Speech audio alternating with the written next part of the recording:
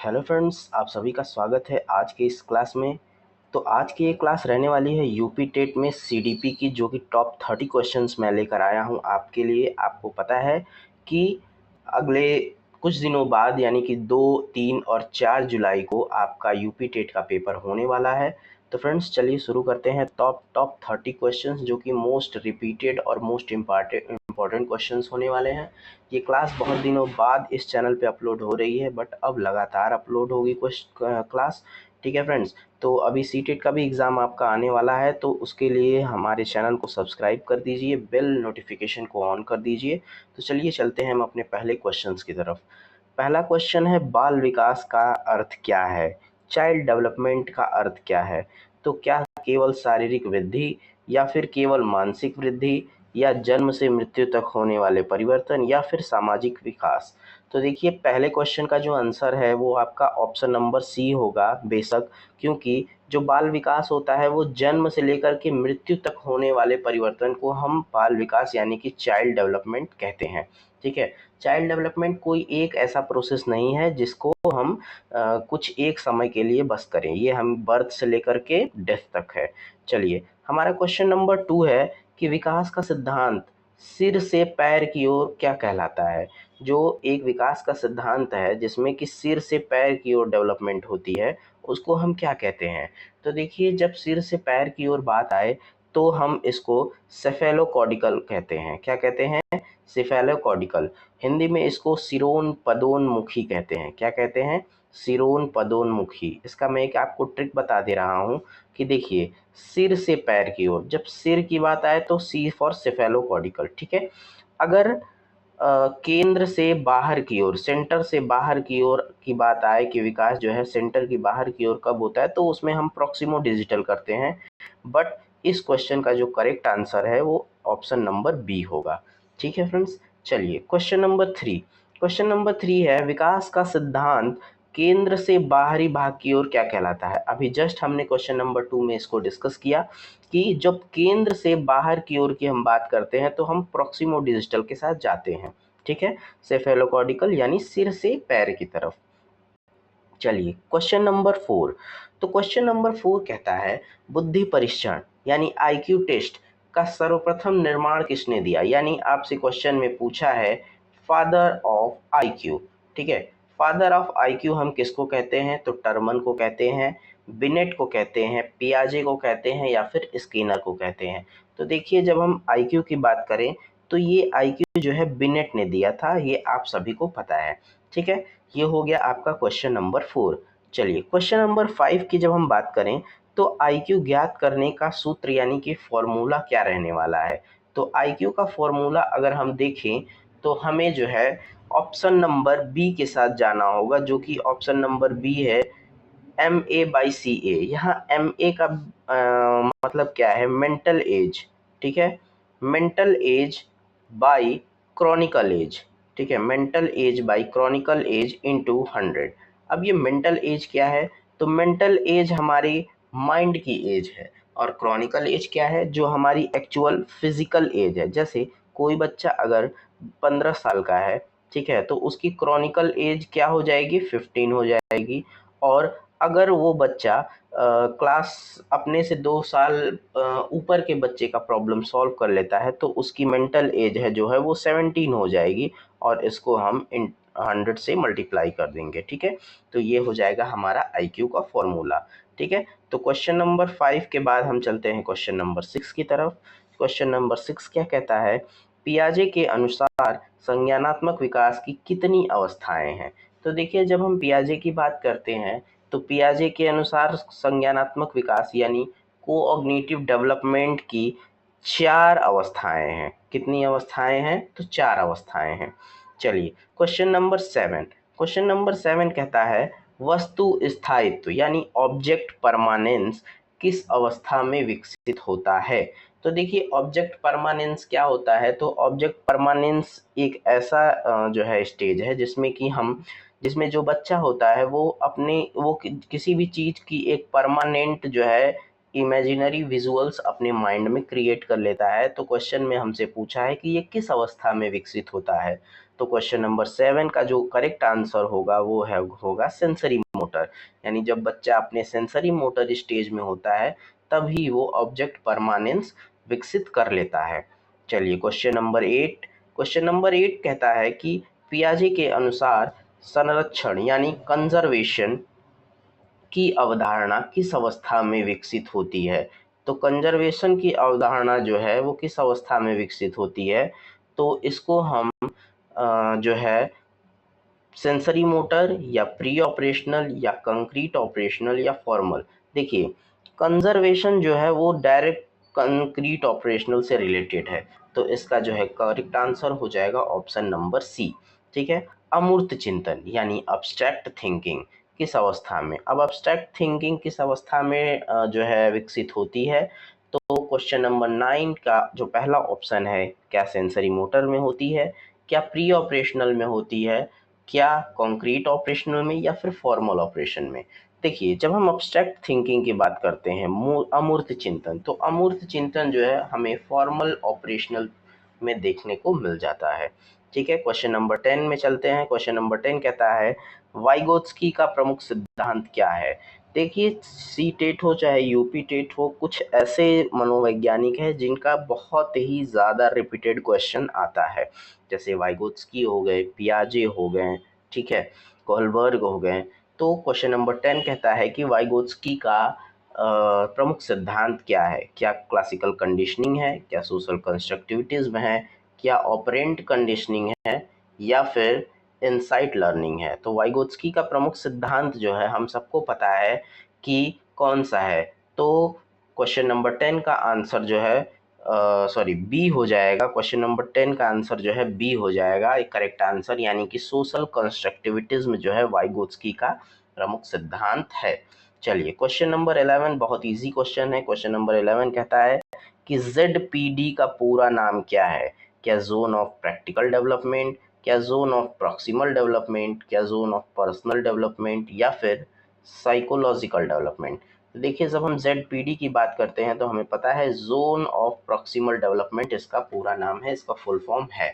ठीक है।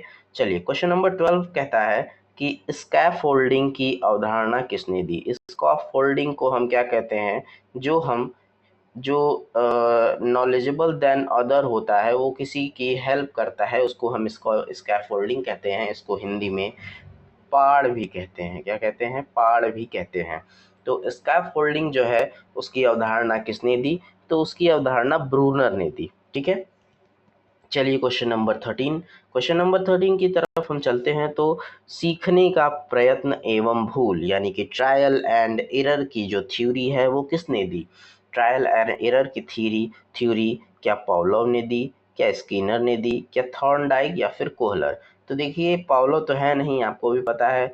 तो सीखने का प्रयत्न एवं भूल यानी कि ट्रायल एंड एरर थ्योरी जो है वो हमें थॉर्नडाइक ने दी है। ठीक है, ये थॉर्नडाइक की थ्योरी है। क्वेश्चन नंबर 14 है कि प्रभाव का नियम यानी कि लॉ ऑफ इफेक्ट किसने दिया। क्वेश्चन नंबर 14 का करेक्ट ऑप्शन जो है क्या वो स्किनर है, पावलोव है, थॉर्नडाइक है, वॉटसन है।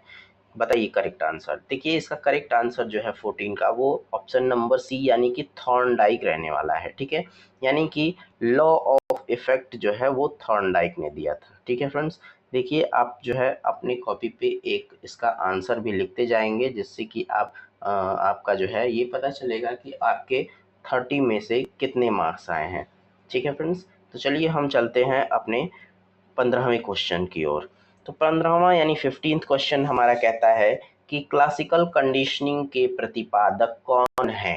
क्लासिकल कंडीशनिंग के प्रतिपादक क्या वो पावलोव हैं, क्या वो स्किनर हैं, क्या वो कोहलर हैं, या फिर थॉर्नडाइक हैं।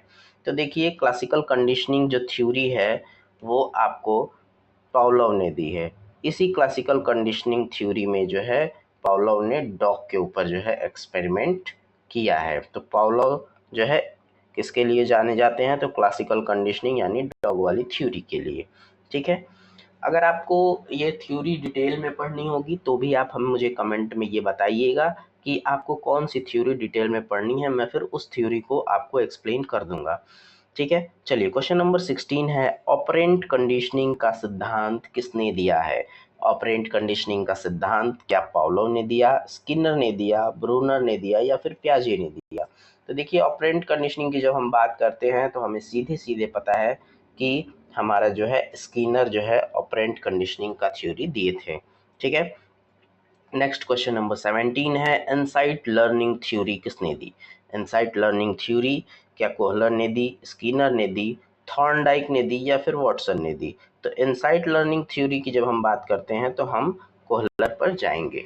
ठीक है, multiple intelligence theory question number 8। Multiple intelligence theory क्या कहती है, तो मल्टीपल इंटेलिजेंस थ्योरी ये कहती है कि एक जो बच्चा है, एक जो स्टूडेंट है, उसमें कई सारी इंटेलिजेंस होती हैं, कई सारी बुद्धिमत्ता उसके अंदर होती है। तो क्वेश्चन नंबर 18 का जो करेक्ट ऑप्शन हो जाएगा वो पियाजे है, यानी मल्टीपल इंटेलिजेंस थ्योरी पियाजे ने दी है। ठीक है, चलिए क्वेश्चन नंबर 19 क्या है। क्वेश्चन नंबर 19 है कि गार्डेनर के अनुसार बुद्धि कितने प्रकार के हैं। अब गार्डेनर के अनुसार जो इंटेलिजेंस है वो कितनी प्रकार की है, तो गार्डेनर के अनुसार जो इंटेलिजेंस है वो लगभग 8 प्रकार की है। ठीक है, अब ये 8 अलग अलग कौन सी इंटेलिजेंस थ्योरी हैं ये आपको कमेंट में बताना है। ठीक है, चलिए क्वेश्चन नंबर 20 की तरफ हम चलते हैं। तो मोरल डेवलपमेंट थ्योरी किसने दी है। मोरल डेवलपमेंट थ्योरी क्या कोहलबर्ग ने दी है, पियाजे ने दी है, सिगमंड फ्रायड ने दी है या फिर स्किनर ने दी है। तो देखिए मोरल डेवलपमेंट थ्योरी यानी कि कोहलबर्ग। ठीक है, option number A correct option हो जाएगा। नाउ क्वेश्चन नंबर 21, सीखना व्यवहार में परिवर्तन है, यह किस दृष्टिकोण का कथन है।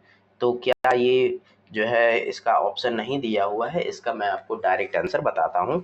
जो सीखना व्यवहार में परिवर्तन है ये व्यवहारवादियों का कथन है, यानी बिहेवियरिज्म का कथन है। ठीक है, चलिए क्वेश्चन नंबर 22 कहता है कि बालक स्वयं ज्ञान का निर्माण करता है, यह किसका विचार है, तो यह पियाजे का विचार है।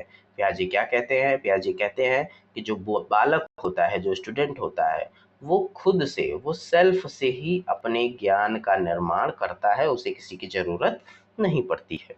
ठीक है, क्वेश्चन नंबर 23 क्या कहता है कि बुद्धि जन्मजात नहीं विकसित की जा सकती है, यानी कि जो बुद्धि है वो हमें जीन में नहीं मिलती, उसे हम डेवलप करते हैं। ये किस विचारधारा का है, तो ये कंस्ट्रक्टिविटिज्म। कंस्ट्रक्टिविटिज्म जो विचारधारा है वो ये मानती है कि हमारे पास जो भी चीज़ नहीं है, जो इंटेलिजेंस हमारे पास नहीं है, उसे हम कंस्ट्रक्ट कर सकते हैं। इससे आपको ये याद रहेगा, उससे हम क्या कर सकते हैं, कंस्ट्रक्ट कर सकते हैं। ठीक है, क्वेश्चन नंबर 24 है कि समावेशी शिक्षा यानी कि सबको लेकर एक साथ चलना, यानी कि इंक्लूसिव एजुकेशन का उद्देश्य क्या है। तो अभी मैंने बताया कि सभी को एक साथ लेकर चलना, यानी सभी बच्चों को एक साथ शिक्षा देना इसका करेक्ट आंसर हो जाएगा।